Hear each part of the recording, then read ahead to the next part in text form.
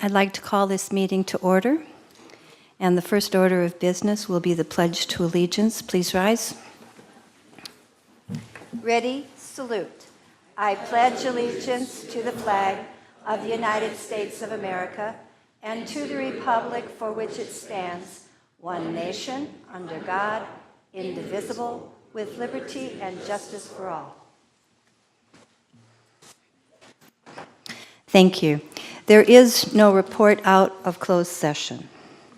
At this time, before we approve the minutes of the July 12th regular Board of Trustees meetings, I want you to know that a sheet of corrections was submitted to the board, and these will be included in a motion that I hope I will receive to approve the minutes as amended. So is there someone who will vote for that? Thank you. Second. Thank you. It's been moved by Darren Garrett and seconded by John Rodriguez that we approve the the July 12th minutes as amended. All those in favor, please say aye. Aye. Those opposed, say no. Motion has carried. And now we move to the minutes of the board study session, July 31st. Are there any corrections to those minutes? It's when we did our Chancellor evaluation session. I'll make a motion to approve the study session minutes of July 31st.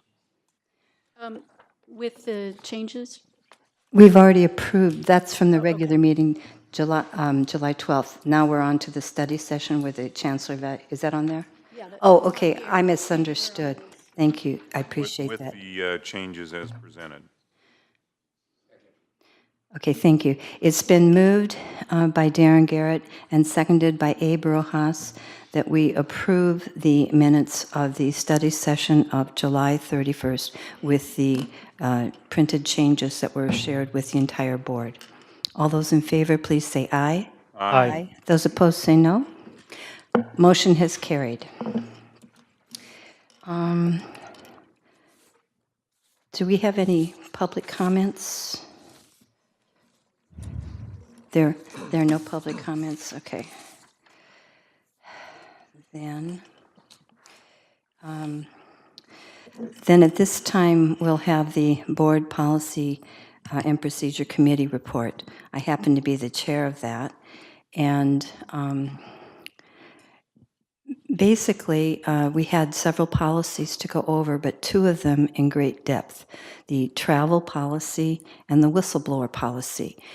For the consideration of the travel policy, we had a presentation by Teresa Scott and Sarah Schrader going over some of the safeguards that they use in processing our travel policy, our travel requests. There was a great deal of discussion on that, and the fact that the board policy requires that we have a monthly report on travel. And we learned that it's not easy to provide a monthly report because there's a lack of technology to do that. And so what, and I know Connie will go over this more, but we talked about some of the options that we have to get travel information to the board. The other topic was on the whistleblower policy. Last month, the board gave permission to get some legal opinions, and we went over those legal opinions. However, all of the concerns or additions that were proposed to the whistleblower policy were not covered, so we're going to delay that policy till next month. And that's pretty much my report on that, although it will come up on the agenda later. All right, so let's go to Darren Garrett, who's the chair of the Board Finance Committee, for his report.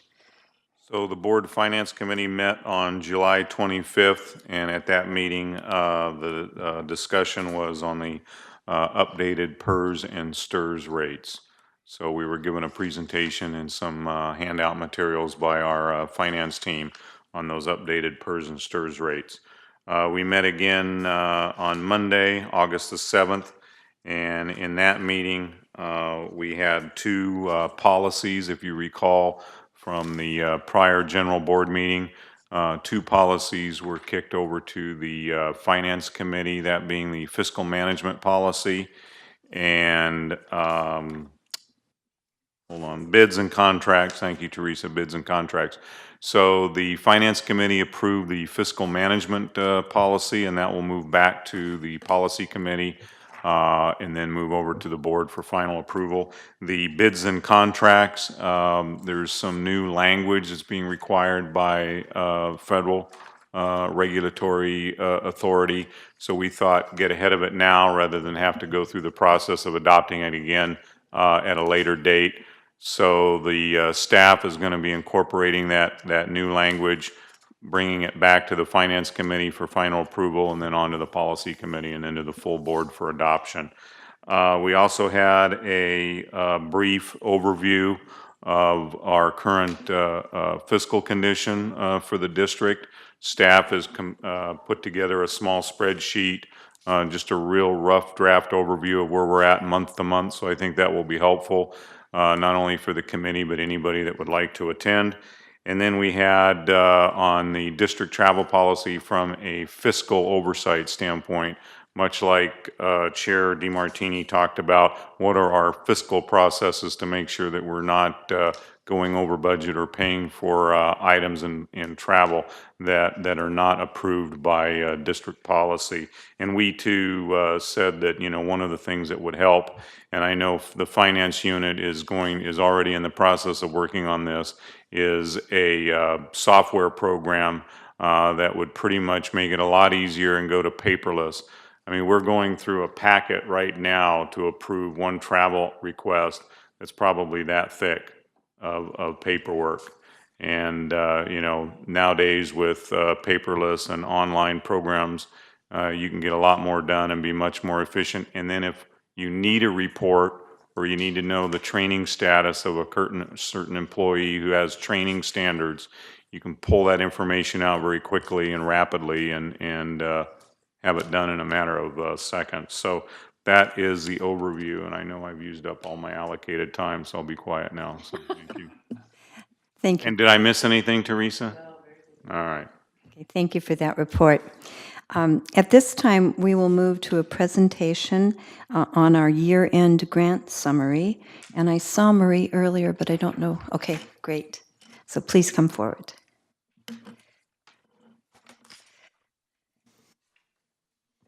Thank you and good evening. Oh, yeah, it's Can on. you hear me? Can you hear me now?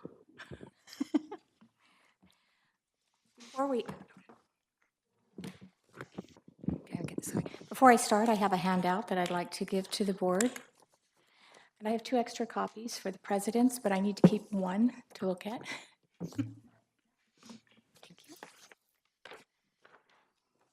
And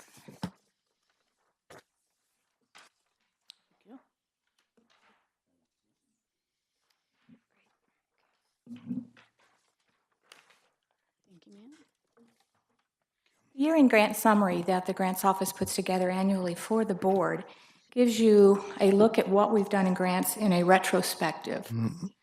So it's just a snapshot in time. So when you do take a look at it, realize that tomorrow it changes because we get grants throughout the entire year. So what I had passed out to you is to give you something that's more visual to take a look at as well. This is a flow chart, which works well for my brain and sometimes for a few others. The flow chart identifies our grants in basically 3 categories: federal, state, and then foundation local.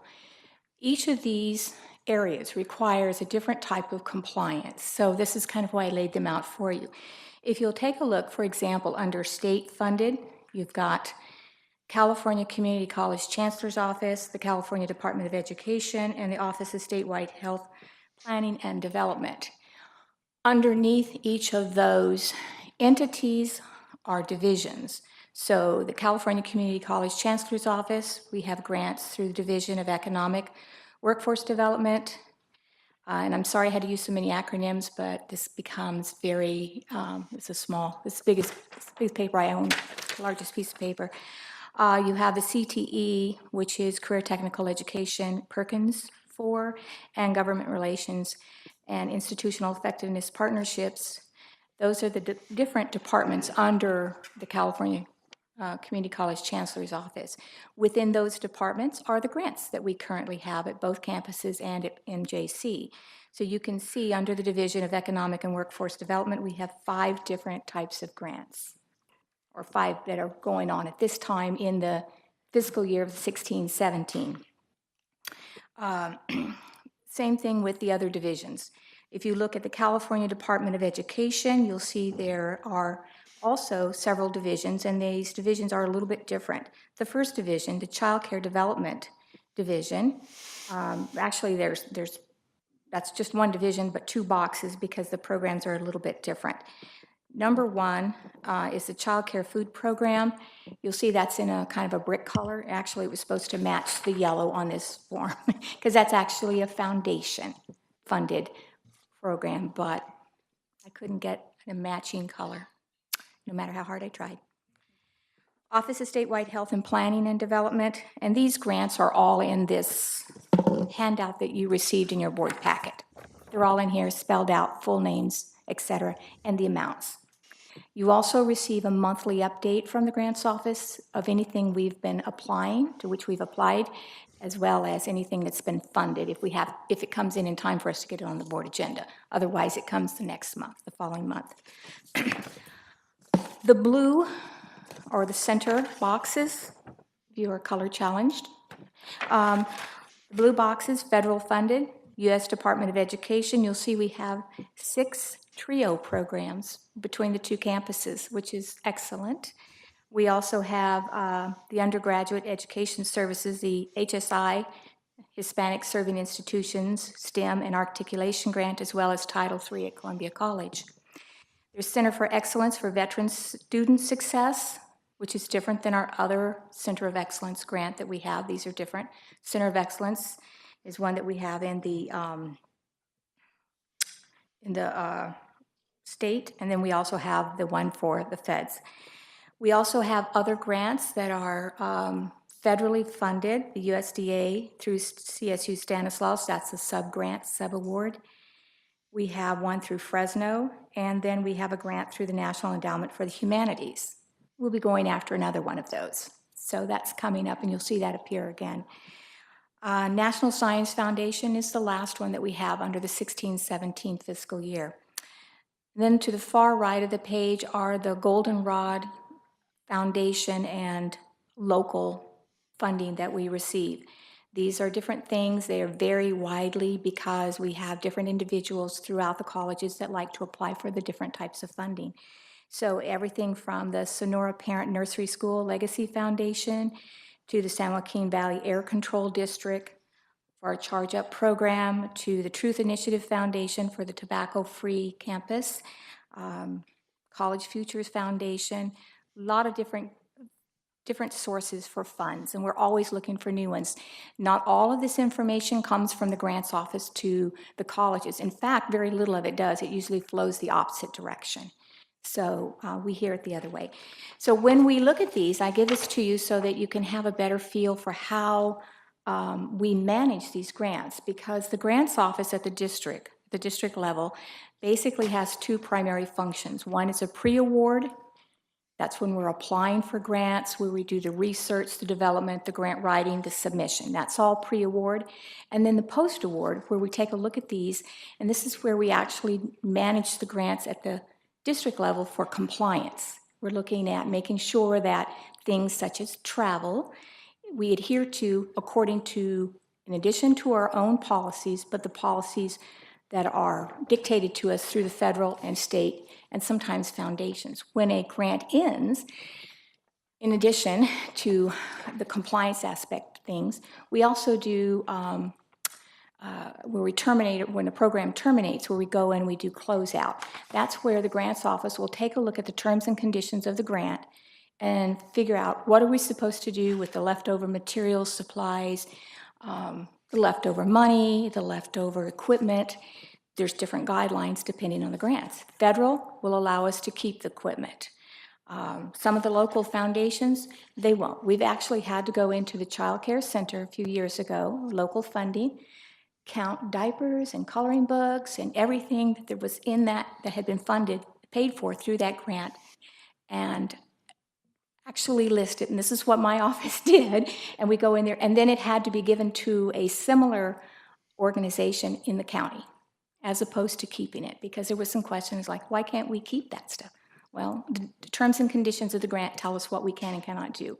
We always default to the most restrictive guidelines, which keeps us always out of trouble. So we're very happy with that. So that's really the presentation. I didn't want to read everything to you, but I did want to kind of talk about this a little simply because it's a lot of acronyms. Any questions? I have a comment. Comments? I appreciated your introduction where you indicated that you were going to set out what you're going to do and then you do it. Frequently, grants are viewed in industry and sometimes in education as free money, and then they become a slush fund, and the long-range result of that is no more grants. So I'm glad you're using it responsibly. Yeah, we always know that this is taxpayer funds, and we're all taxpayers ourselves. So we have a fiduciary responsibility to the taxpayers, and we also know that everything we do is also going to affect all future funding. It's not just a matter of we might have to pay something back, but we could really put a black mark on our names. So we are very cognizant of that and work towards making sure that we're very responsible. But in addition to that, I do look for ways in which I can make things happen too. So I'm not totally an angel. I've got a little horns over here. I look for ways to make it work so we can use the funds to the fullest extent that the law will allow. Well, you're to be commended. Oh, thanks. It's my job. You pay me well. Thank you. Any other questions? I want to thank you for this report. In looking at the report that lists all the different areas where these grants are being directed, I know a lot of staff members are involved, and these grants are serving to augment the need in the district in both colleges. So I want to commend the staff and the employees currently in these units that are funded by these categorical programs. Want all to know that these categorical programs play a very important role in fulfilling the goals of our students. So keep up the great work. Thank you. Thank you. You'll notice too in your report that there's some years where we take a dip. Those are usually the years where we've ended a 5-year cycle and we're applying for another. So, but if you average it out, and I did over a 10-year period, every year we're right there on target. But some years will look a little less and some years will look a little greater. Okay, so that would be an explanation of why the board should not be concerned on the introduction that MJC decreased by 29% this year. You know, the board should always be concerned. But for my part, I did take a look at it because that was a concern for me. But when I looked at it over a period of 10 years, and I went back to 2007, and I took a look at the funds, we were pretty consistent. Modesto Junior College basically comes in at about 6 million annually over a 10-year period. So over that 10-year period, almost $60 million. So it averages out to about 6 million annually. Columbia College, about 1.6 million annually. The district, about almost 7 million annually. We make our money at the district through the Child Development Training Center. That's one of the really big grants. So it's pretty consistent. It ebbs and flows a little, but it pretty much always hovers around those numbers. Okay, and I'd like to make one comment, but I need your help to tell me if I'm correct in that, because we do have 3 new board members, and they have seen informational items about grants on a monthly basis, but prior to our new members taking their seats, we've always had one annual report, and that's what we're having tonight, and we will continue to have in the future, Yes, right? yes, I do an annual report. Again, it's in arrears, so we wait until August so that after everything closes in July, although we do have grants that don't close until, some of them until September, some are October, but that gives us the majority of them at that time. And we've been consistent over the last 8 years in doing it along that time frame. And anytime we get a grant that may be a multiple-year funded grant, but they give us a lump sum, then that'll be reported on only once, as opposed to me arbitrarily dividing it up and reporting on it each year. So that will also change the numbers with the colleges. Sometimes they'll be a little higher in one year because they got a big lump of money for a 2-year program, and we just report it on the 1 year. Depending on how the funding organization gives it to us, that's how we report it. Okay. Are there any further questions? Thank you, Marie, so much for your You're welcome. My pleasure. report. At this point, we'll move to the accreditation updates. So we'd like to hear from Brian Sanders and James Todd, and you can decide the order in which you present.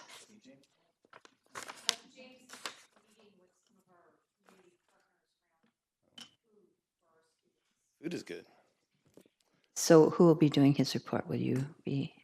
Okay, thank you. Good evening, trustees and Chancellor Young. Thank you for the opportunity to be here tonight. I'm very happy to report that Columbia College has printed and sent off our accreditation report. We sent these big packets, including the printed copy of the report itself, nice little letter from our president introducing team members to the college itself. It included some instructions for how to use the electronic document and, of course, the electronic version of the Institutional Self-Evaluation Report, or the ICER, that we walked through together 2 months ago now. So hopefully those instructions will help the folks. We did provide some additional copies of evidence as requested by the agency, by the Accreditation Commission. But we're looking forward to starting to get some feedback. So in this next phase of the accreditation process, team members are preparing to go to training. So there's going to be a training session happening. And homework assignment number 1, traditionally, for each team is to read the full report and to come up with a general perspective, an overview of what you're seeing in that report. And so in doing that, they start to generate questions. And then as the accreditation liaison officer, they'll start to refer some of those questions to me for additional information that they might need, some other evidence, point me here, there, et cetera. On August 31st, the next phase happens when our accreditation team chair and his assistant are going to arrive at Columbia College, and they're going to have an on-site visit. They're going to see some of the hotels available in town for their team members to stay at, and they're going to see the options on campus for meeting rooms and see what other kind of needs that they might have. So we're looking forward to meeting them and introducing the leaders of this team to our college community. And then phase after that is in-service day. We're going to begin the process again of educating our community about what's coming. We're going to talk about the needs that are there in the quality focus essay at the end of it, some of those main things that we're working on improvements of, and et cetera through the fall. Oh yeah, in the week right before they come, we're going to have another orientation session for all faculty and staff to make sure that people are aware, they know what's happening, they know what to expect, and we can answer some questions. I did want to take a second and thank the members of the board for your patience over the last year as we developed this report. It was a very long process, and there was times when we were delayed. And we were delayed, I've mentioned it a couple of times, because we were working on improvements, trying to make things better in light of what we saw in the standards. And I think that was really the wise approach. And at this point, we've published it, and I think we've gotten to a great point. We're ready to go forward. I did speak to a colleague yesterday at a conference, and she was saying she just started at a new college that just came out of accreditation, that followed a different approach and didn't get those things attended to beforehand. And she's struggling now. She says, in my experience, trust me, it's much better to fix things ahead of time than have to fix them in response to the team. So again, thank you for your patience with that, and we look forward to our upcoming visit. Any questions? Thank you so much, Brian. Thank you, Brian. So good evening. MJC took an approach that was a little different than Brian's. The Accrediting Commission is moving toward a paperless system, and so we provided our team with flash drives that have our complete institutional self-evaluation with all of the evidence on it as well, and it's all hyperlinked and lived as well for as a link to our website for folks to be able to access our report that way, with a nice note that said, if you'd like a hard copy, we're happy to send that to you. Of our 11 team members, only the chair has asked for a hard copy.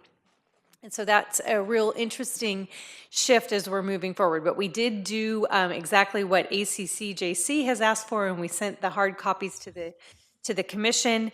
And it is nice to have that off of our plate, so to speak, and in their hands, and let the evaluation process begin. We also have been in communication with our team chair and her assistant. We do not have a date firm for our visit, but probably Thursday, September 7th is where they will likely come and spend some time getting to know us. We hope to meet our new chancellor on that visit, and have confirmed that Monday, October 2nd, will be the day that the visiting district team will meet with as many trustees as would be available at that time. So if you'd like to make a soft mark on your calendar, we'll be working with Graciela to get dates and times and locations all penciled out. But it is exciting, and the more time that I've had opportunity to spend in our document and looking at our evidence, it's really exciting to see the evidence of the great work that's happening on behalf of students at MJC. So thank you all for your role in getting that report put together and complete. Okay, thank you, Jill. Let's move on to the association reports. Do we have a representative from ASMJC? Welcome.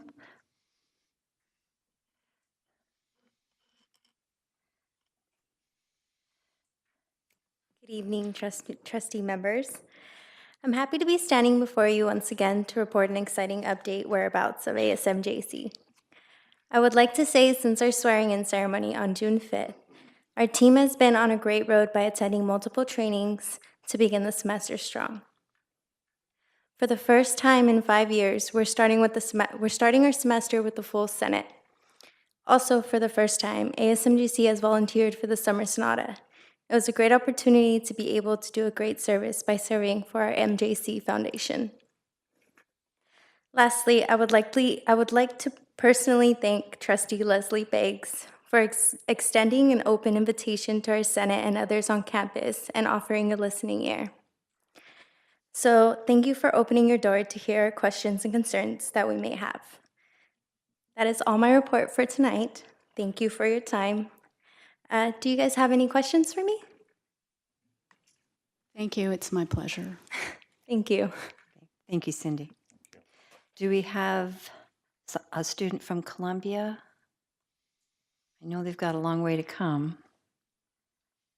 Okay, then let's move on to the Academic Senate activity reports. Do we have anyone? I'm not sure who to look for. Okay, so Columbia, please come forward. Is it Nate? Nathan. Nate. Yeah, Nate. Okay, thank you. Bear with me, this should only take about 20 minutes. Mm-hmm. I'm totally joking. You really are filling in for Curtis. We'll make it short and sweet. Thank you for having me tonight. I'm actually my name's Nathan Reen, and I'm the athletic director at Columbia College, and I am now the Academic Senate President-elect, and so I'm here to help represent the Academic Senate, as Aaron Nagley, our president, cannot be here. A couple things I wanted to tell you is that we're meeting, our Senate Council's meeting August 17th, so next Wednesday, to prep our agenda for the first full Senate meeting for our in-service day on 8/24. We're also going to have a faculty retreat on August 19th, Saturday, August 19th, up at Baker Station. And our agenda for that faculty retreat, we're going to have a short mingle where we discuss what we learned throughout the summer. We're also going to have a discussion. We were assigned homework, a book called Make It Stick by Peter Brown. We were assigned homework by our academic senate president, and the purpose of this book was the science of successful learning, to teach you different strategies, not only for teachers to become lifelong learners, but also to express that to your students. And so we're also going to have a discussion centered around that book. We're going to brainstorm ways in which to improve our teaching and learning professional development. We're going to discuss curriculum updates and the results of our faculty morale survey, and we're going to discuss our governance councils. And that's all I have. Any questions? Thank you so much, Nathan. Thank you. Is there someone from LTAC?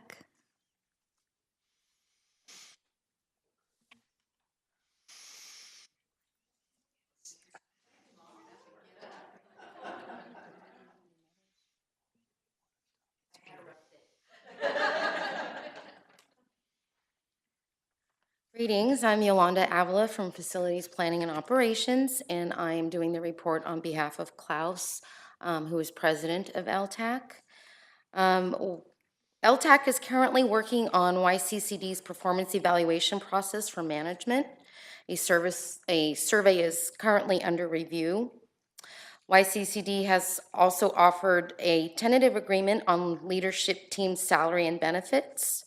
And we sent out a vote to our members, and the offer was the 2% leadership salary schedule, 2% increase effective August 2017, and then the district paid benefits effective October 1st, 2017, where the district will be providing a maximum contribution, and they will also, for 2 fully funded plans, with 3 of the plans having a buy-up. So we sent that information out to our members, and we accepted the agreement 57-1.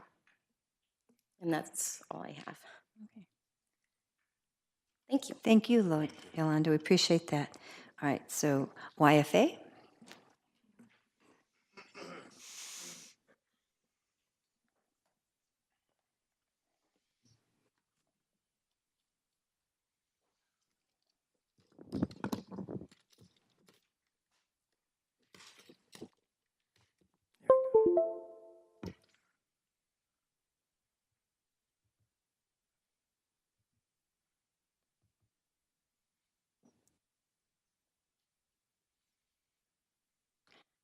This is where you need to have a joke ready that, hand it to me, I'll read it while you're getting things going there. Well, thank you very much. My name is Jim Salmon, president of the Yosemite Faculty Association. And so we are starting up our fall semester and getting back into the swing of things. So let's see if I do this correctly.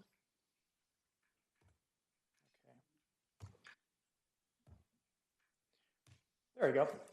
So the first order of business for the YFA, we have upcoming new faculty orientation, adjunct faculty orientation. That's in conjunction with our upcoming Institute Week here at MJC, and then up at Columbia there will be the same kind of thing as well.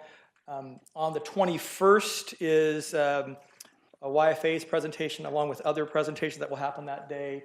And then on the 22nd, Academic Senate will do their part. And then we will do kind of a combined thing on Thursday, I think it is the 24th. The same kind of thing will be done up at Columbia as well with our YFA Vice President, Eric Andel. We like to negotiate. We do a lot of it, a lot. And so we began this particular round of negotiations in the late fall of 2015. Our contract actually expired on June 30th of last year, and then we take up more negotiations tomorrow. So hopefully we're going in the right direction, but it's not happening as fast as we like, but hopefully we will eventually get to something that will be mutually beneficial to everybody. Next item here I wanted to bring is that we recently learned some information I think has been shared throughout the district involving some changes with SLOs. And the reason I bring it up here is although it does affect other aspects of faculty interest, there is an impact of this to the collective bargaining agreement. So I just wanted to highlight a few things, and I won't read the actual proposal. You can do that at your pleasure. But the new president of ACCJC talked about there being a first read of a new policy allowing changes to the ACCJC standards that normally would have been up for on a 10-year cycle. And so, but this particular standard is up for review now. The policy proposal is on the ACCJC website, so you're welcome to read that there if you like. It's actually right on the front page. You just click on it. And they're asking for public comment from all institutions and whatnot. And then they will be taking action at their January 2018 session. So there are two parts to this particular proposal. The first part talks about some of the reasons why they're looking at making changes. And they identify a few things about how they think there's some potential issues between student learning and personnel performance, the difference between individual faculty efforts versus collective faculty efforts, the fact that there's some difficulty and consistency in terms of compliance with the standard, that there are a variety of things that happen when teams go on sites and looking for information. There's a reference here about the intrusion of the collective bargaining process. Certainly that's an interest of unions. And then how there is a reference to Standard 3A5 that already addressed some of the issues already. The fact that there are some ambiguous language regarding other personnel directly involved, so I think they want to clean that up. And then just the writing practices and how different institutions comply. So the second part of the proposal, they talk about how they want to refocus SLOs to focus more on the collective, the shared process as opposed to individual faculty. That teams would cease making judgments about individual faculty and focus more on the collective efforts at the institutions. That peer evaluators can focus more on program review, which is probably a more appropriate place for that to happen regarding SLOs. And that standards 1B1 through 1B6 actually does not place responsibility on individuals anyway. Here is the actual language. I'm not going to read it to you that they propose. Again, this is on the website, so you're welcome to read that. But YFA is a member union of a group called California Community College Independence. CCCI is our acronym for them. And so we received some information from them recently.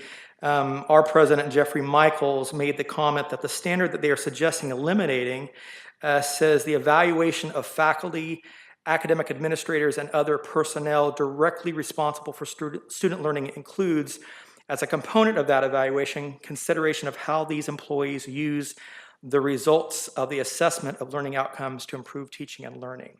So there seems to be a new direction that ACCJC is taking, and so we're interested to find out how this plays out in the upcoming months. But I wanted to just to make you aware of that in case you hear about any changes that's coming. And if you have any questions, I'll take them.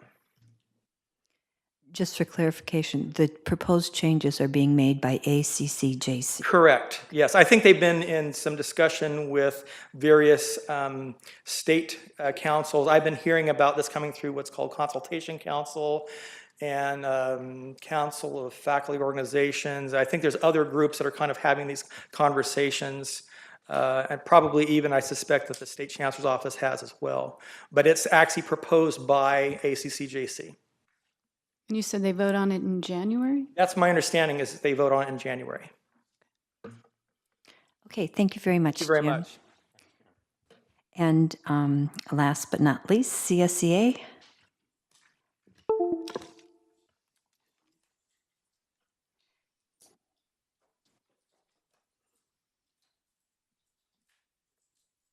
Good evening, board members.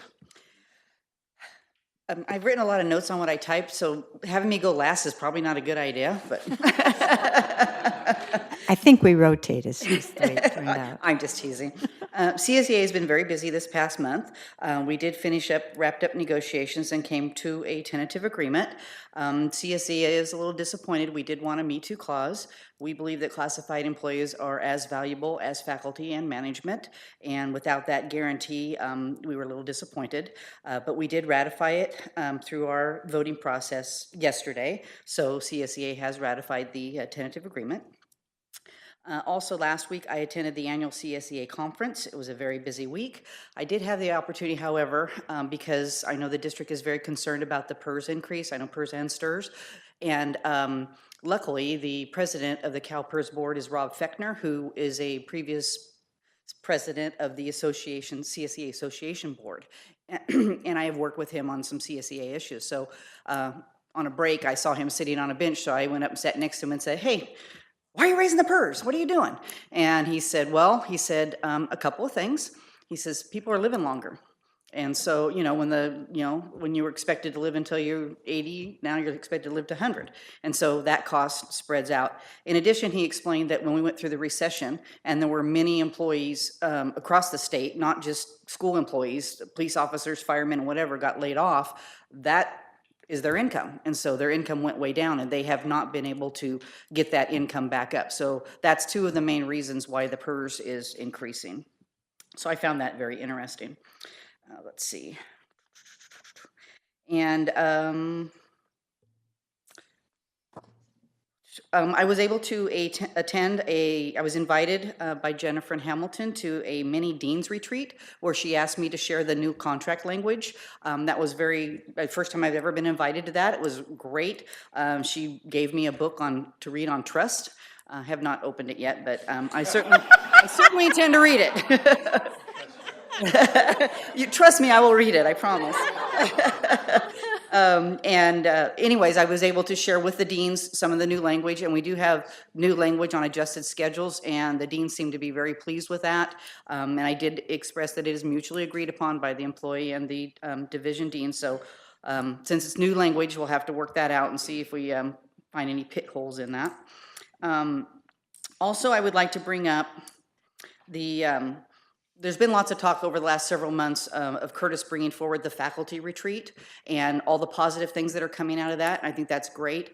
Way back before the recession, there were professional development funds available, and we had a rotating schedule. 1 year faculty would have a retreat, and then classified would have a retreat, and that has not been restored. It was called the Great Classified Staff Retreat, and it was organized based on the model of the faculty retreat, and it had very positive outcomes. We had a rotating facilitator process, so classified employees were learned to be leaders and plan the next one, and it was a very successful program, and I'm really sad that it has gone away.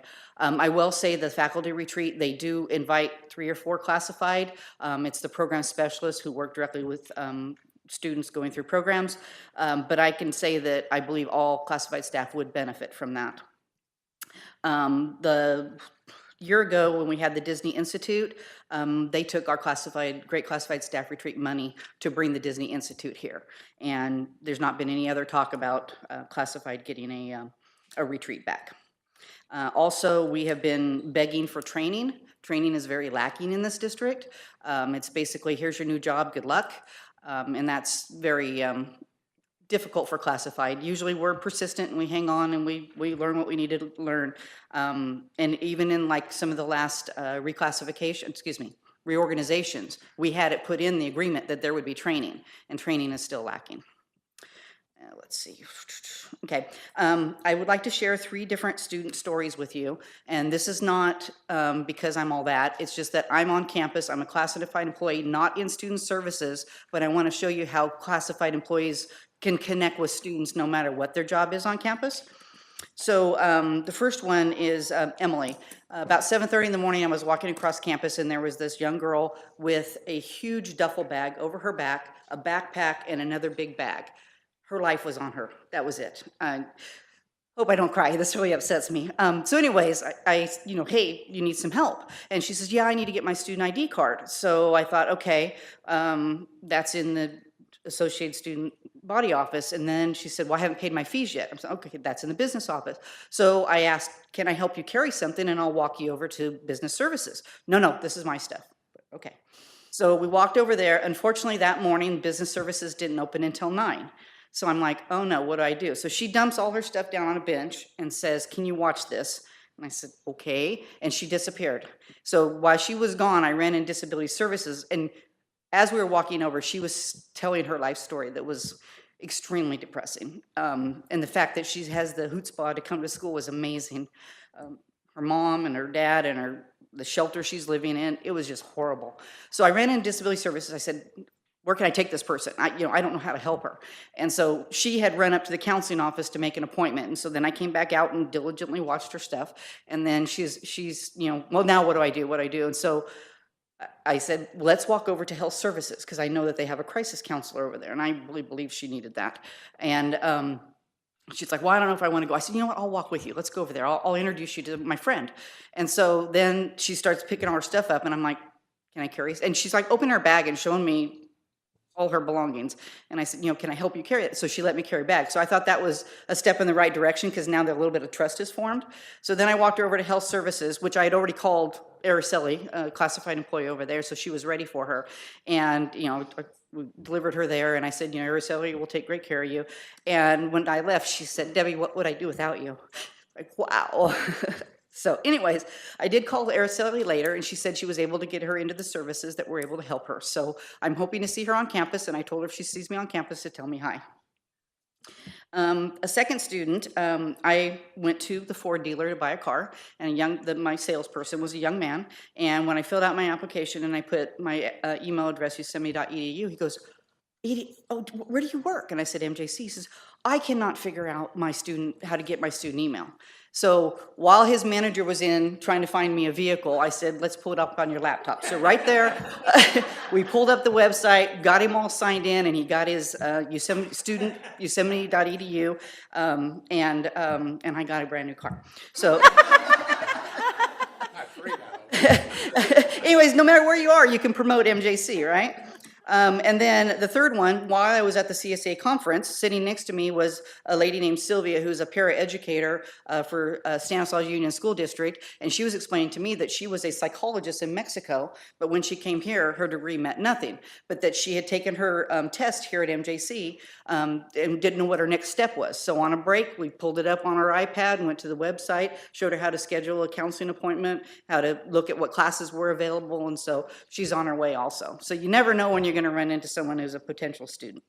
My last item is this afternoon I attended, or this morning I guess, attended a reception for Francisco Banuelos, who has taken a promotion to another district.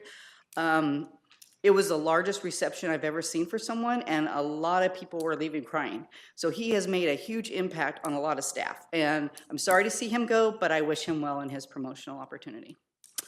That's it. Any questions? So Debbie, those are great stories. Thank you for sharing. You're welcome. And you're right about longevity. Some months back, I ran into the Chief Investment Officer for CalSTRS at a presentation. He informed us that they have well over 100 people in their retiree pool for CalSTRS at over 100 years old. And it grows every year. So yes, longevity is an issue. So. I'm getting there. And we wish you well. Yes. Thank you very much. Thank you, Debbie. At this time, we'll move to 5.4, activities and announcements. We'll start with Columbia College. Angie? Good evening. You have my report, and the first item is something that Marie will be adding to her list the next time, because we do have the check, the $200,000 for our participation in the Institutional Effectiveness Partnership Initiative, and Trevor put it in the bank the minute we got it, and we're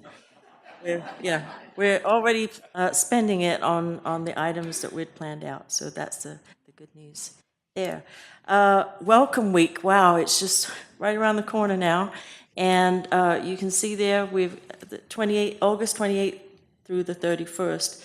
Actually begins on Saturday the 26th with a new student welcome, with activities focused on brand new students coming to Columbia College for the first time. And the highlight of the day will be pizza with the president. But I'm really excited to share that my granddaughter is going to be among those new students. So anything I can do to help the FTES, I'm doing. So. No, no. Have more. Her brother's close behind in a few years. But some of the activities that we've got planned for that week is that we try to make it fun for brand new students, returning students, students that are continuing, by doing something different every single day, as well as the information tables and the activities that the ASCC puts on. So this year, and it's always different each semester that we do it. This year, they're going to have on Monday a selfie contest station. So I'm really at 2 different locations. I'm looking forward to seeing the outcome of those selfies. Tuesday will be the students are putting on a welcome barbecue. Wednesday is faculty floats and frisbees, and I thought floats. So I checked; it's actually root beer floats. So we try to plan activities that are going to get the students interacting with faculty and staff, in a very fun way, to take some of the fear factor out of being. Next year, maybe they can float on the reservoir, No fishing. And then Thursday, Art of Wellness, and I'm sure that Lauren will be out there teaching some Tai Chi along with other activities. And then the always fun open mic night where students get to stand up in front of the microphone and share whatever talent that they might possess for the rest of us to enjoy. Okay, that's great. Thank you. Any questions? Okay, appreciate that. So let's move on to junior college. Jill? Good evening, thank you. We're going to start and end with some special recognition of great things that are happening at MJC. And first, our ag department, for the second time in 5 years, was recognized as the outstanding post-secondary program among the California Agriculture Teachers Association at their annual conference. And I always worry that maybe they're not going to invite us back. But it's a fabulous, fabulous recognition and a very large event.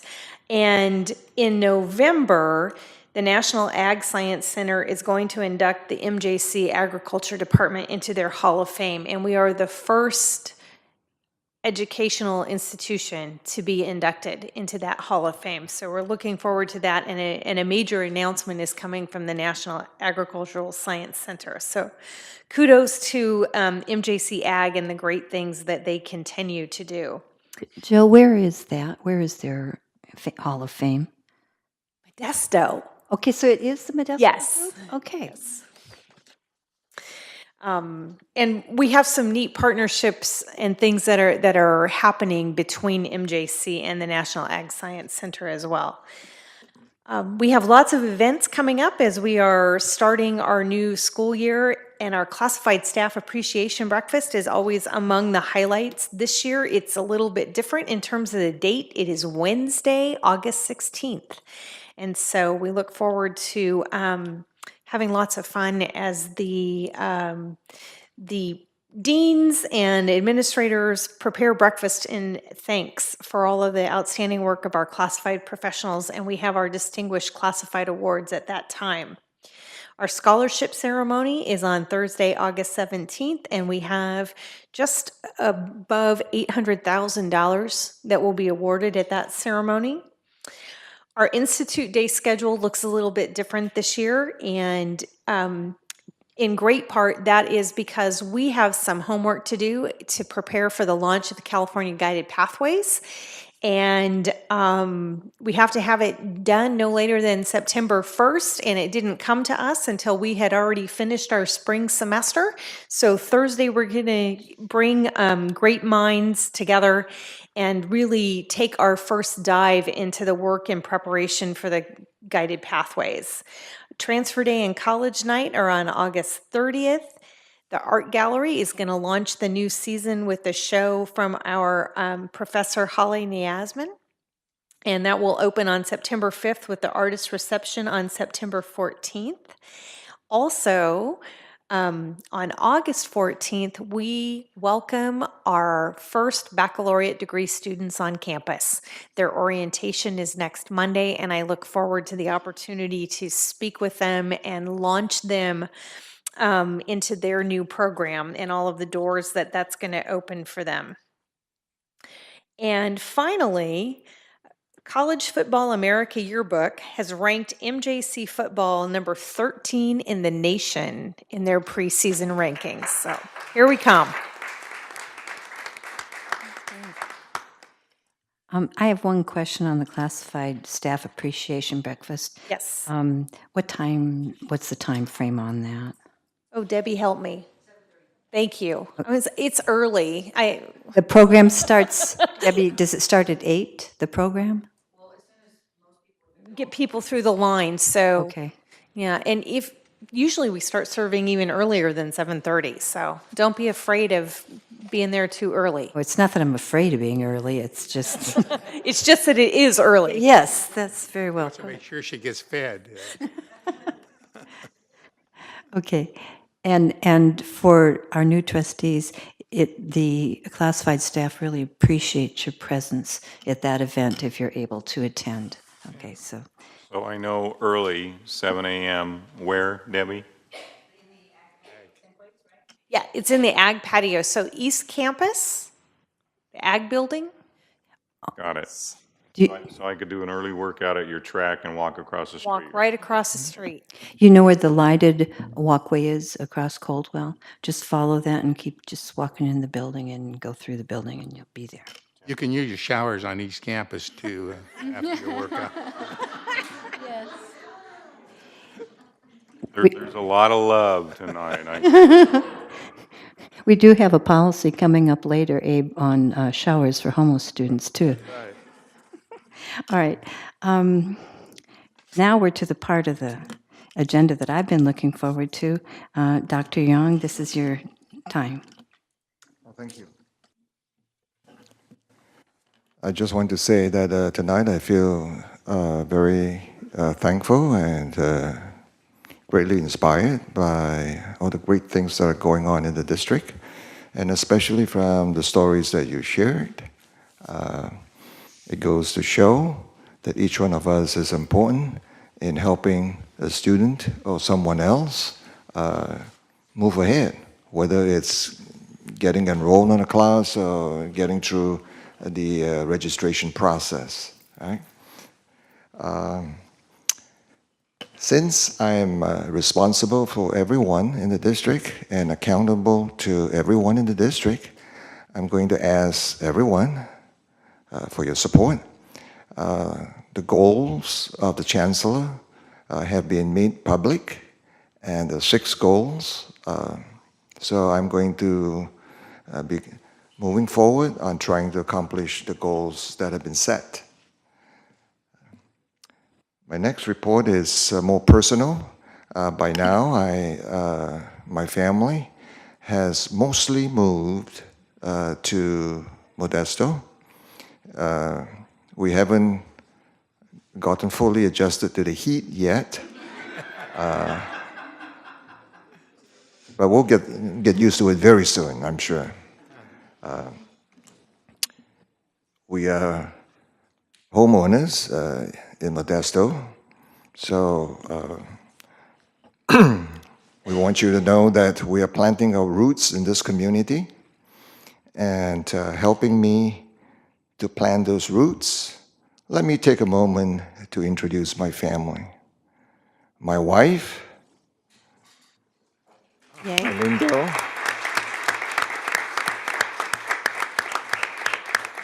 My daughter, Elaine Young. My son, Henry Jr.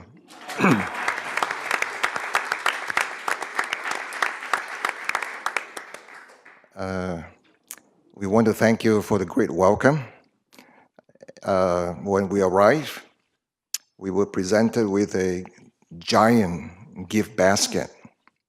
When I took the gift basket home,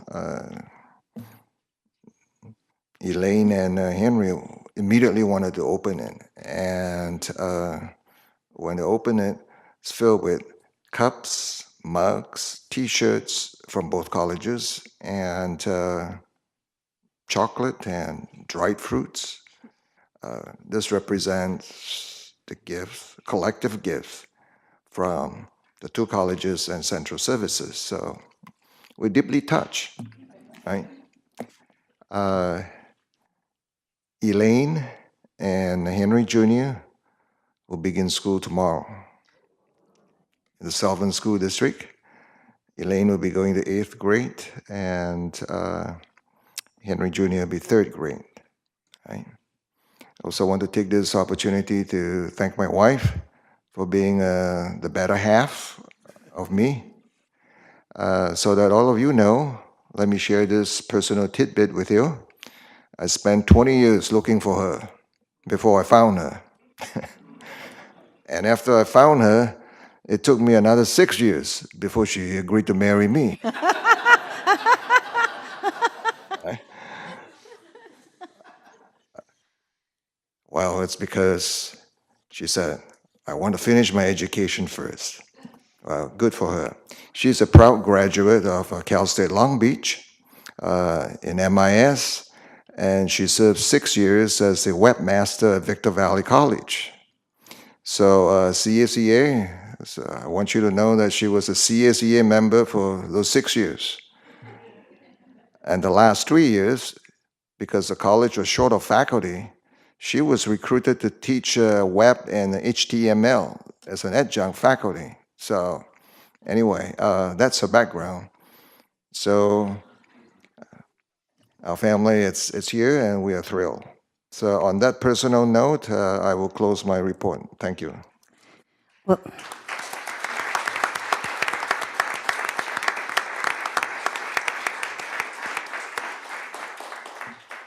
on behalf of the board, we're pleased that you came tonight, and would it be all right to have them come up front? Not everyone can see them. Besides, I want to ask them some questions. Come on up.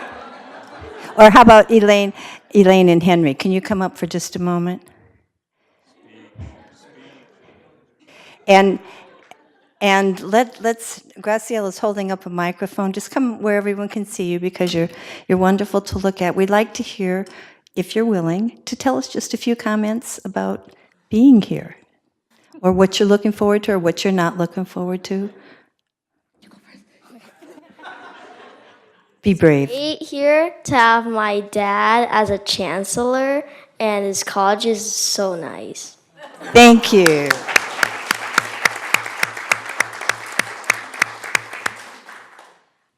It's really cool to look forward to this new school year and starting a new life here in Modesto, especially with all the new environments and many new people we're going to meet soon. Well, thank you both so much. You can go sit down, but we're so happy that you came. Thank you, Graciela. Yeah. Okay, back to something serious now. We'll go to the bond update, and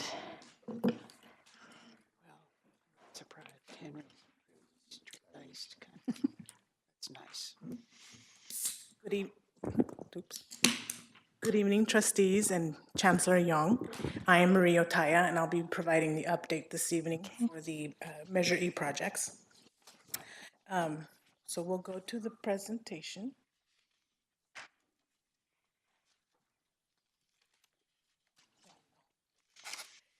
The presentation will include, for Modesto Junior College, the West Campus roads, and then the painting projects, and for Columbia, the Lower Manzanita and Pinion Building. The first slide just shows the Phase 2B road project, which is the connection to the Brink Avenue Road. And that's under scheduled to complete this August. Here's just an overview map of what the work area is. This picture was taken from the overpass, the off-ramp off of Brink, where you can see the road, how it cuts through the campus, and you'll see the buildings in the background. And every day I pass on that off-ramp, I try to take a snapshot, make sure I don't get in trouble. This slide is for the parking lot project that is scheduled to start later this year once the old district office buildings are demolished. This is just the layout showing the parking stalls, and once this project is complete, you will gain 375 parking stalls. Here's just a snapshot of the buildings after they were completed with the abatement. So you'll see, start seeing the skeleton out there. This just shows the phasing for the painting projects, and right now we are finishing up phase 2. That will be complete this August. And phase 3, which includes the ag building, ag storage, men's and women's PE, as well as the office. Those are up in the bid phase right now. We'll be receiving bids next week, so we're hoping for good numbers. Here's a couple of pictures of the painting from phase 2, which is the Morris building, the gymnasium and electronics building on East Campus.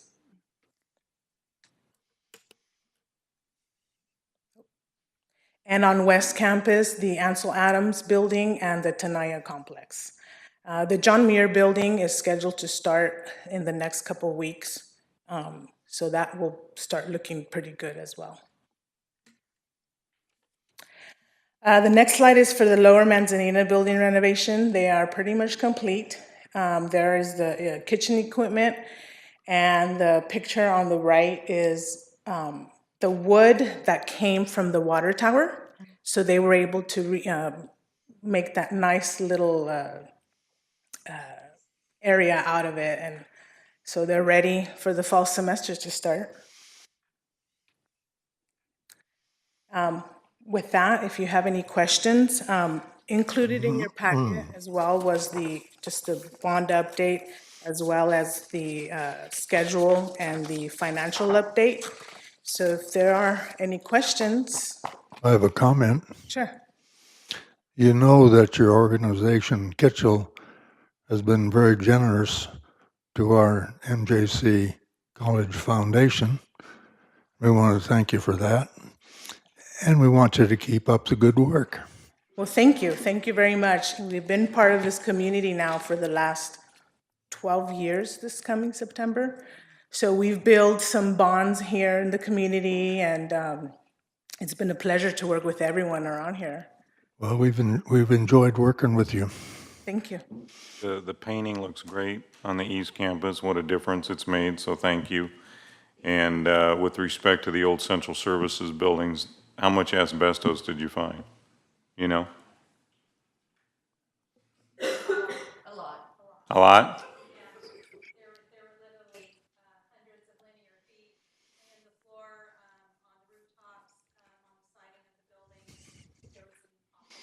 How many dead rats did you find up there? 0. Wow, imagine that. All right. You can tell they're not here today. Marie, thank you so much. Thank you. Appreciate that. Thank you. At this time, we will move to the consent agenda. I've been informed that item 6.5, personnel and adjunct faculty, has been removed and will come back to us in September. So, does anyone want to pull any other item? All right, then a motion. I have a question. Yes. On 6.2 with respect to the purchase orders. And specifically, I have a question in regards to the general unrestricted, the first document, page 2 of 4, on the Forelli contract.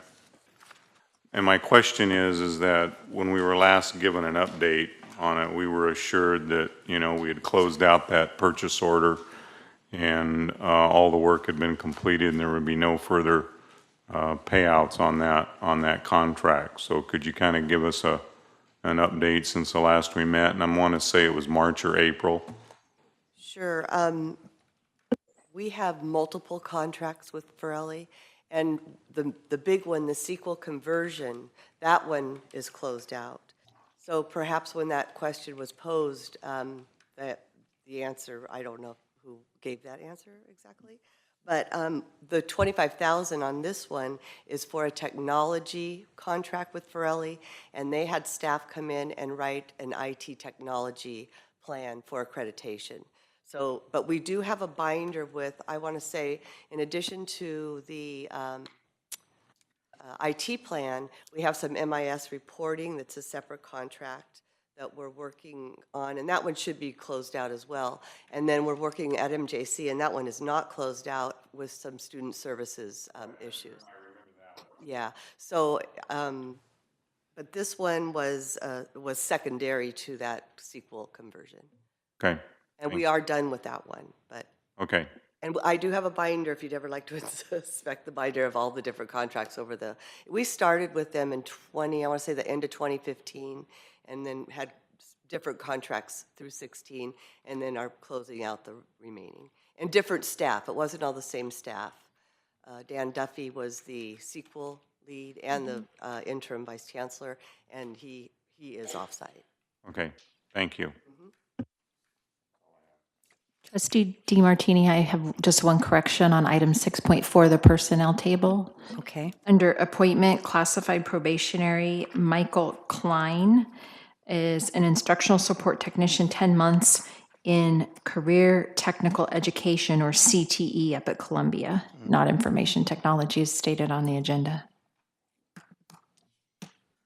If there's no additions or corrections, we'll move that we accept the consent agenda minus 6.5. And at the same time, I'd like to recognize Warren T. Hamilton for 41 years of service as a history professor at Columbia College. So congratulations to him on his retirement. And I would like to add my congratulations on the appointment of Nancy Sill as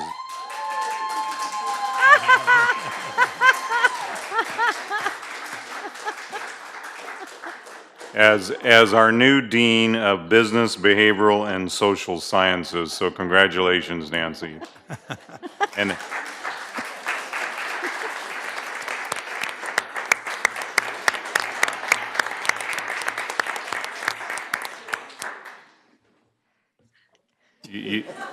you don't, with all this, you don't have a fight song for us or anything like that? Anything? No?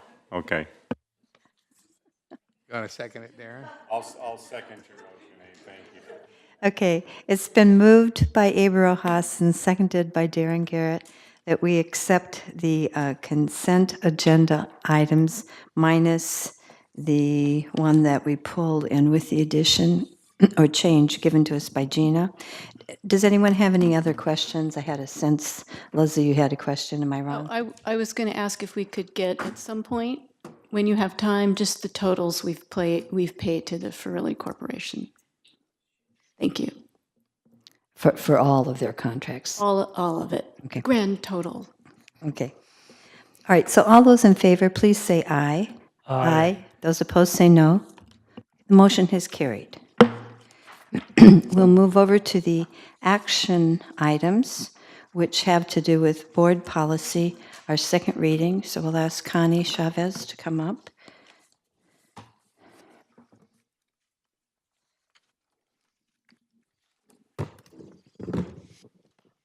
Good evening. So I'd like to start tonight by just acknowledging a milestone for all of us. And we didn't get a chance to go over this in our board policy committee meeting because we had a lot to do and we actually went over time a little bit. But I just thank you so much, board, because with this second reading, we are completing our Chapter 3 comprehensive review. So I know, I was like, yay! So that's about 40 documents. Remember, it's like painting the Golden Gate Bridge, right? We have a 6-year cycle and we go through chapters 1 through 7. So we are now through Chapter 3 in this program. So great job, board, and great job to all of the constituents and review folks. So I left this for you at your station there. This is this little document that tells us all the steps that the board policies and procedures go through for review. And we know that it takes 6 to 8 months from the start to the board and then 2 readings here. So great job to everyone. It's a lot of work to move these things through. So big milestone. Okay, so with that, we'll go ahead and look at the second readings. I know that we were not able to get to human subject research protection in our meeting in great detail, but I know that there was some comments and feedback that members wanted to give on the document, so I can pass that forward to the Senates. Is that still the case? Well, could we just go in order? We can, yes. And so we'll talk about that when we get to it. So let's start with the use of district keys. Sure. Any comments there? There was nothing from the committee, no changes were suggested. Okay. Let's go to unattended minors then.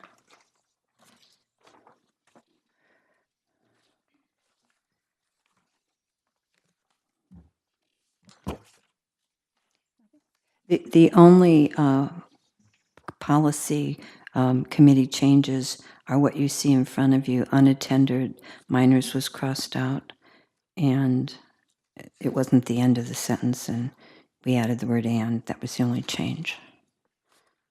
Felt it was less confusing. So is that acceptable to the board? Okay. Now we get to the one you mentioned. I had some concerns on policy 4-8074, which is human subject research protection. And unfortunately, we had such a long meeting on Monday, the policy committee did not get to hear my points and decide whether to bring them forward or not. So I'll do this individually, and then the board can decide if you're interested in having this change. This is an unusual, it's not the typical policy, because it's not developed district-wide. We have a different policy at Columbia and a different policy at MJC. And I learned on Monday, though, a great amount of time and effort at each of the colleges goes into this. So like 6 years at MJC to develop the policy. So it's quite labor intensive.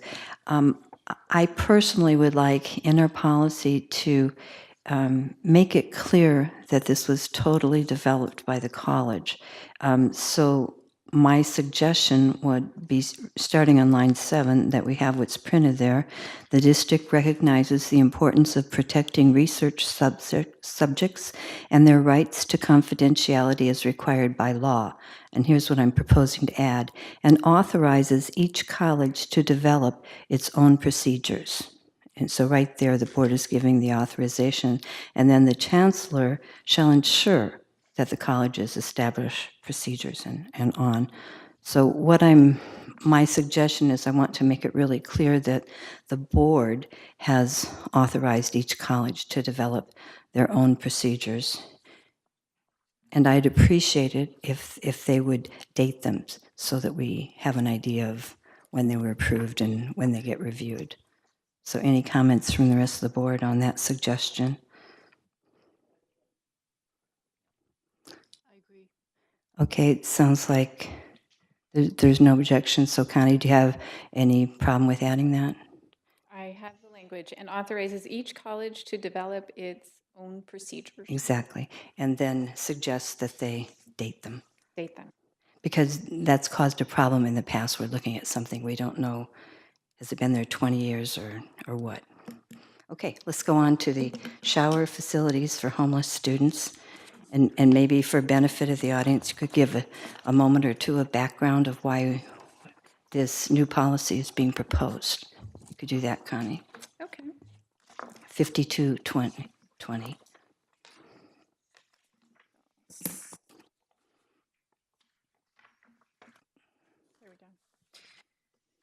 So this was an update from the Community College League of California in fall 2016, and it originates from new legislation, a new law that was put into place. And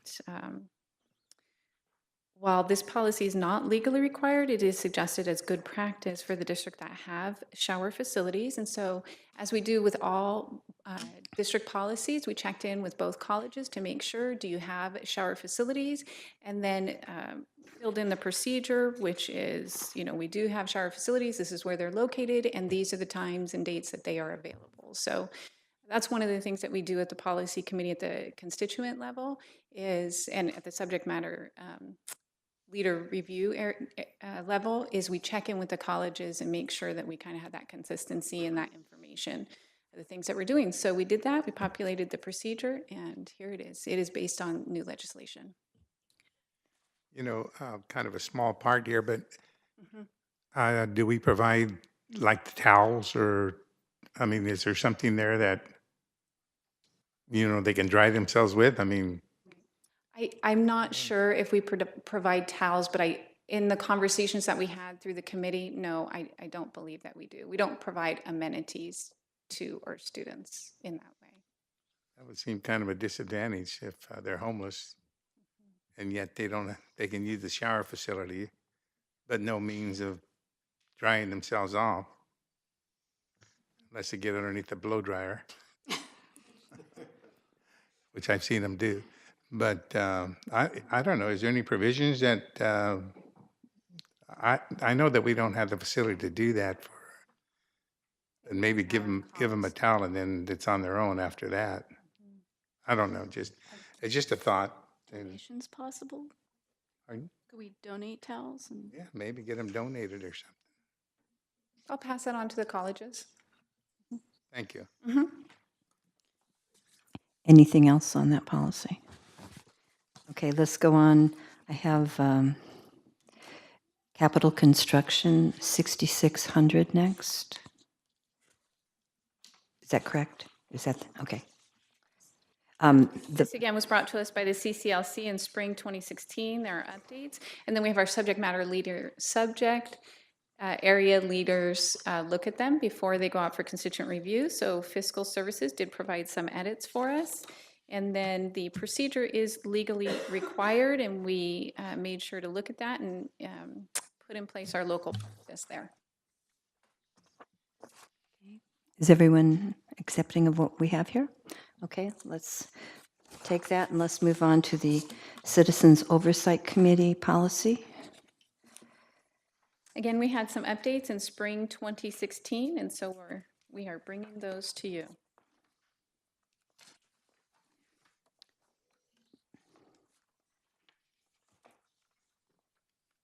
All right, it appears that that is acceptable to the board. So let's discuss the travel next. Okay, so this is one that we had considerable discussion on in our Monday Board Policy Committee meeting. And from our last meeting here at the board, two issues appeared to have emerged. One is there was a recommendation to have staff travel out of state approved by the board. Currently, it is approved by the chancellor. And so that was one of the recommendations that emerged.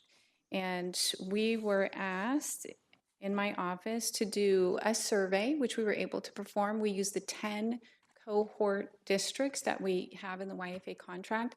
And of those 10 districts, 9 have the current practice that we have, which is the chancellor approves out-of-state travel, not the board. 1 out of the 10 has the board approved. So we wanted to provide that information to you. We also discussed what type of information board members were looking for in having this approved by the board. And essentially it came forward, and correct me if I'm wrong, but it came forward that we'd like to know who is going, where, when, and the purpose for their trip.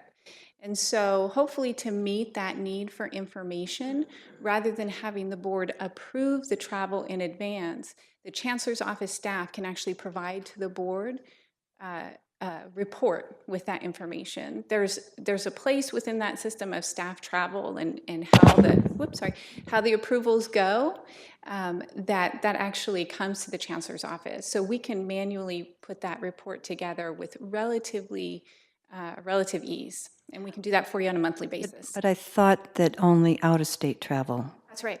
That's what I'm talking about, is out-of-state. I didn't hear you say that. Okay. So, yes, and the chancellor offered to provide that information to the board, but for the in-state travel, we still don't have a way that can easily inform the board that will not burden the district employees. So I certainly had the impression from our meeting that that part is a work in progress. That is, and that's the second issue. The first one was the out-of-state travel approval, and we hope to meet your need by giving you the report of information that you're looking for rather than have the approval at the front end. And then the second issue, the good news is, yes, we're hoping to have some technology in place in the next year or two that we would be able to report that to you with a little bit more ease there. At this point, we don't, but we talked about options and alternatives at the meetings. And right now, we have provided, I think, one report and can continue to provide an expense report, an accounting expense report on staff travel. And staff can give you a more clear key to hopefully help you decipher that. That's one alternative. Decoder ring. Decoder ring, okay. And then the other alternative is to have board members who are interested to actually come into the district office, sit down, and really just look through those stacks. And they are stacks, and if you've ever traveled with the district, you know there's quite a packet that you have to complete. So board members are welcome to come in if interested and look through those stacks in the meantime until we get that technology in place. So that was another option that we discussed. And then lastly, we discussed maybe responsibility code managers. Are they already tracking that for the employees in their department? And so we went ahead and looked, and there are actually 217 responsibility codes in this district. So with 217 responsibility codes, I don't know, I'm just throwing out a number, maybe 50 managers. It would be a high number of managers that we'd be collecting that information from. So there would be a cost in staff time to try to collect that information and then make it consistent to report to the board. So it would be kind of as much or greater than what we were talking about before in terms of staff time to make that report to you. So what we can do at this time is make the accounting expense report available to you with the decoder ring, and then also make those files available to you to come in and look at your convenience, knowing and hoping in a year or two that we'll have the technology in place to meet your formatting and information needs. So let's break it down. Technology. Having worked in county government, being responsible for training and travel, and this was 20 years ago. The technology has been around for a long time.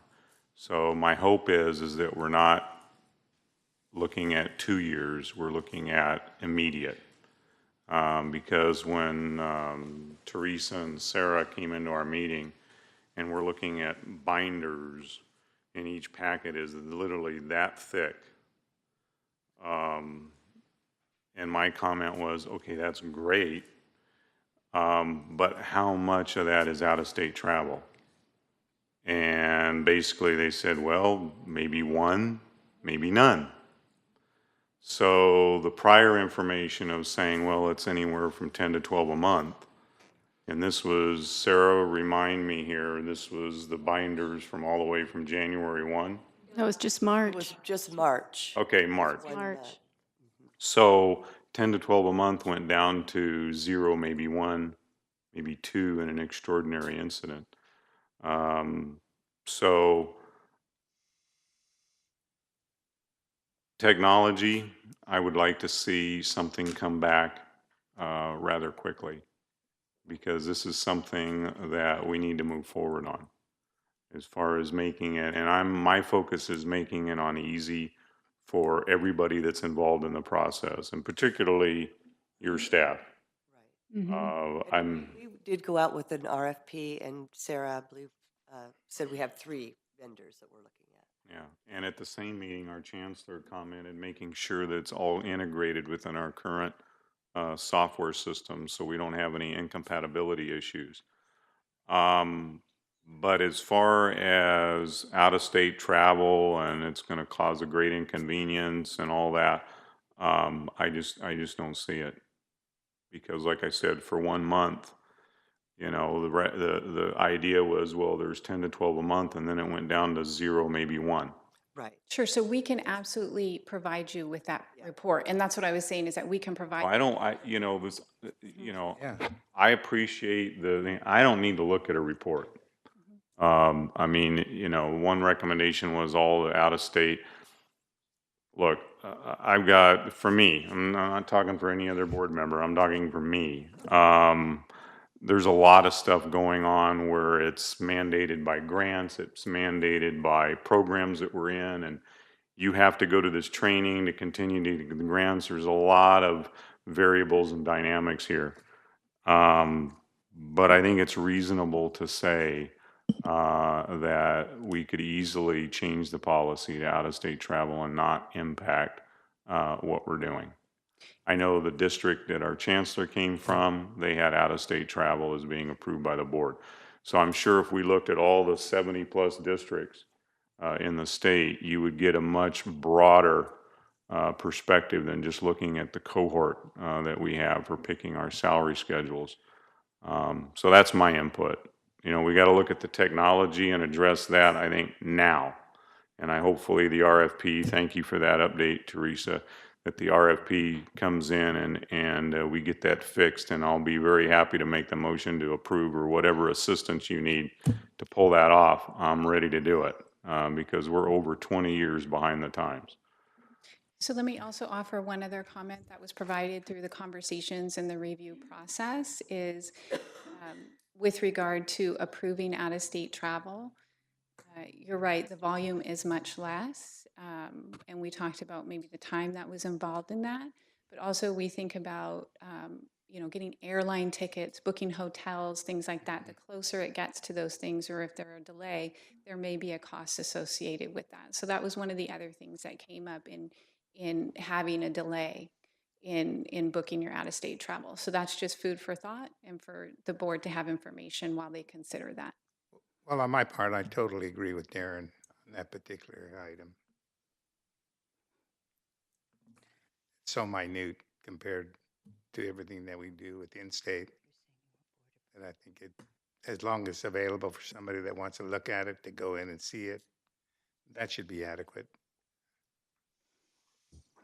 But further, I still think that based upon the small volume that we could adopt. Your mic went off. We could approve, make it board policy, anything out of state. But I am agreeing with you. I don't need to see the voluminous amounts of paperwork and trees that we're killing. I don't need to see that. Well, you know, on some of that out-of-state travel is something that like is predetermined. For example, ag. Mm-hmm. They have a program schedule where they go out of state. Athletic events know ahead of time when they do their schedule that they possibly have an out-of-state game. There's one that goes to Oregon almost every year that comes before us. I forget what it's called, but it's for the arts. And so some of those are right. Things that we've been doing. So we have a process. Anything involving students already comes before the board. And that Right, is state law. Right. State law for And students. What I'm saying, it's already there. I mean, and I think we could be flexible as far as anything that is scheduled ahead of time. I mean, if we know it, we could approve it at the beginning of the academic year and approve it that way, put it on the consent calendar. So there are ways to modify and be flexible, but again, as Sarah and Teresa, the information you collected, I mean, it's for a whole month, and I asked, I said, how many do we get in a year? and it's an unknown, but it's maybe 8 to 10 a year, maybe somewhere in that range. There's no way to know. So it's in-state, good Lord, there's all sorts of stuff that we're doing in-state with, no way, that's perfectly within the purview of the presidents and the chancellor and department heads. No, that would be insane. But I mean, out of state, totally different animal. So those are my thoughts. And I just had a question. We're talking about sending out an RFP, but because I'm technology impaired, do we ever do things like that in-house? Do we ever go to our own people and say, hey, can you develop this system? Or, Yes, we do. But with this particular software, it's called Workflow. So it's a system that'll integrate with ours, but it's not a system that our programmers at this point could develop for us. And that's why we're going to the experts that work with Lucian and colleague so that we can get a product. And we have been, just for the board's information, we've been really, really trying to get this going for, over 5-6 years. But other things took priority. And we've had so many different pieces. Ferrelli came in, and as I mentioned, a few that they've performed for us. So it's not with a lack of trying that we haven't wanted to move this forward. And in fact, our controller, Sarah, she's always knocking on my door. When are we going to get workflow? Because we knew then it could compile that information that the board's looking for. Our travel gets, I don't want to say complicated, but it's in pieces. Folks will book their airfare. Folks will have registration paid. We'll pay one night's lodging. And it's not all contained in the same place. And we do what we call prepays. So an account will be charged, and then when the traveler comes back. So we would love that as well, and I think every division in the district would like that, because we do track by those reports I shared with you. And if you're not an accountant and you don't read account numbers, it's probably not valuable to you. So we knew that, and we have always been working on trying to be user-friendly and staff-friendly and make it more efficient. But it just hasn't risen to the priorities that other things have for our students. well, it sounds like eventually it will help you and streamline your Sure. work Oh, also a lot. Our requisitions are that way when we converted to Dayton and colleague. And prior to that, that was all paper pushing. So we have made headway in many areas. This is one that just took the back seat. Thank you. You're welcome. Okay, I'd like to make a comment and offer a possible compromise. I agree that we need the electronic solution sooner rather than later. And the other thing, Connie, your concern, and actually, is Debbie Partridge still here? I can't see. Is she? Yep. All right. Debbie, when you received the honor where you got to go to the White House, how much notice did you have on that? Not much, okay. Last minute stuff, okay. So I think it's very possible that there could be a time when bringing it to the board would not best serve our district. So could we change the policy to say that all travel outside of California must be approved in advance by the board unless, and I haven't written out a language, but unless the timing is such that the person traveling would be adversely affected, and then in that case, they can go directly to the chancellor for approval, who will inform the board Later. After the fact that he's approved the travel. I think that's really a good solution because it meets everybody's needs. It Abe, doesn't I hold didn't anybody hear up. you. No, I am not in agreement with that. Okay. It seems like sometimes it appears that we don't trust staff is going to do the right thing. And if you're going out of state, there's a procedure and a policy that we have already in place. And to my knowledge, it has never been abused. And so, I don't know. Once again, it gets into micromanaging as far as I'm concerned. And, we're telling you, you better do it this way because this is the way we think as a board it should be. And that's not right in all cases. We have to put some kind of trust in that our administrators and our people are doing the right thing. So, and I don't agree on restrictions like that. So that's my point of view. So. Okay, I personally don't see this at all as having anything to do with trust. It just, I see it more as having to do with oversight and helping the board to understand what's happening. So if there, I don't agree with that, but that's your point of view and that's mine. So I think it is a matter of trust. okay, If let's, you're questioning somebody, that means I don't trust what you're doing. So that, I mean, sometimes it's just to get more information, but let's agree to disagree, okay? Anyone with more comments? All right, let's see if we can decide at what level board approval will be needed. I'm not sure how to do that. Do we need to make a motion and take a vote on what you proposed? Yeah, why don't we do that?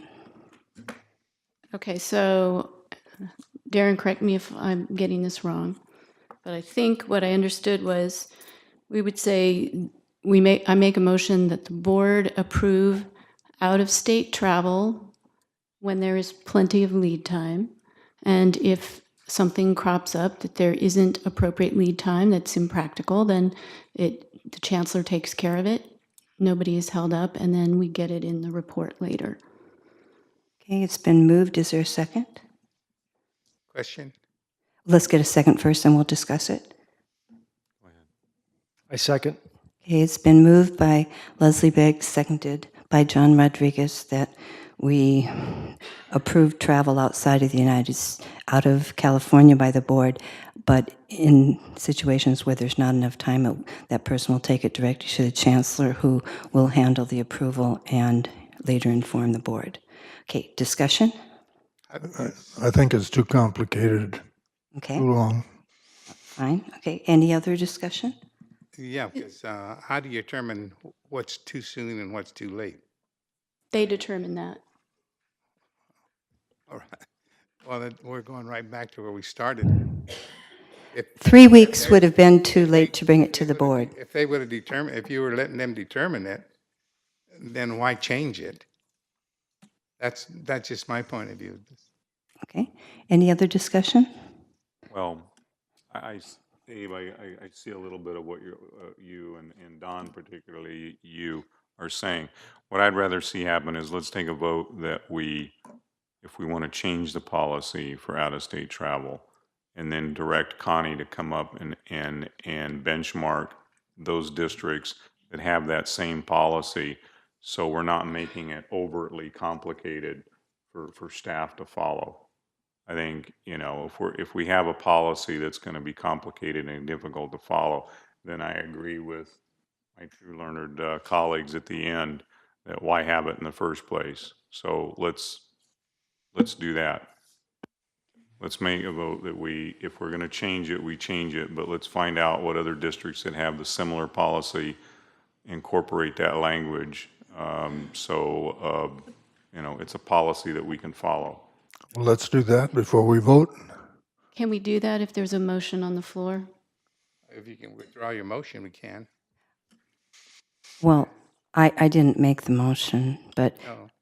but before we do that, it is possible to vote on the motion and yet choose not to approve the policy at this time, let it go till next month when Connie might have that information to share. That's another possibility. There is a motion on the floor. There is a motion on the floor, and so if there's no more discussion, we'll need to vote on that motion. And the motion is, as best I understand, is that there is a proposal to change travel approval outside of California to need advanced approval by the board. Special circumstances would be included for people such as Debbie's situation where there wasn't time to bring it. So we're going to need to do this with a show of hands. So all those in favor of... Wait a minute. We're approving the motion, and you haven't included that it was going to come back because we've already approved the motion. So we've already approved the policy. No, we're not approving the policy. We're only looking at that portion.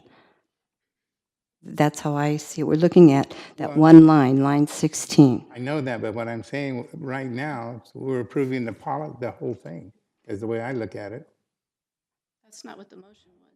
The motion is just in reference to, well, what I, So mean, can I make a The motion on the floor, Trustee Rojas, is only to add one line about that.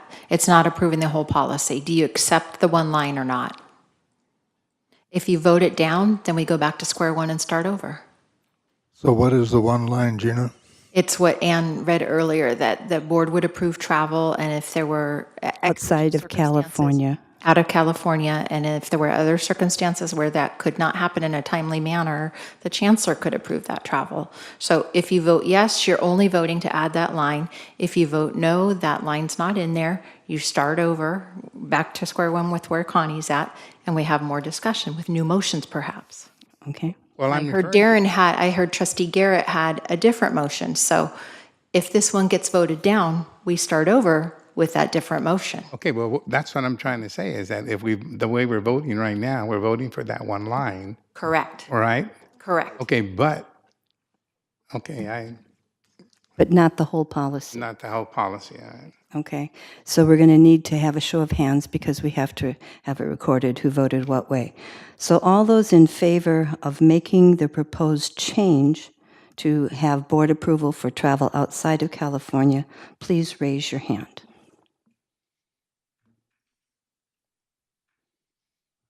Those opposed, please raise your hand. All right, the motion has carried 4-3. So, May I read the line that I have? I can't hear you. Sorry. Can I read the line that I have? Sure.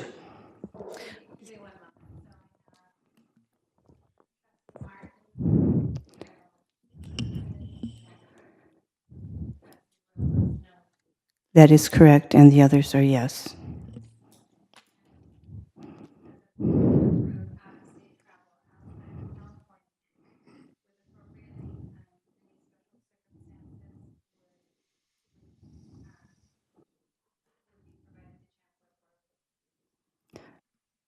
Yes, except I don't think you need to say out-of-state travel out of California. Well, if I said that, forgive me, one or the other.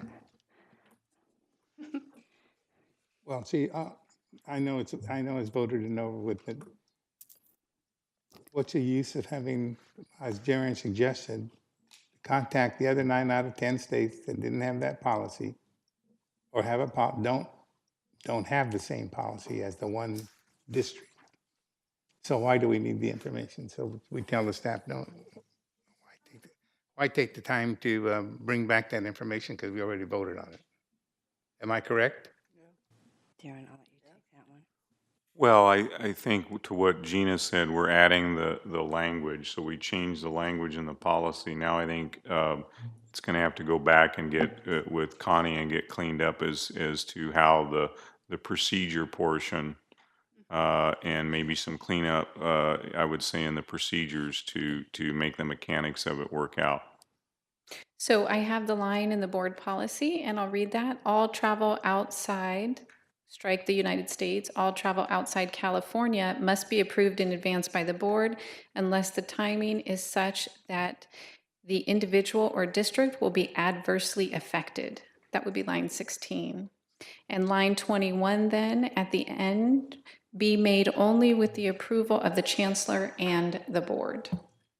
So that would fix it. Yeah. At this time, it would be my suggestion that the board not approve the entire travel policy until we can get a little more information about reports to the board. So what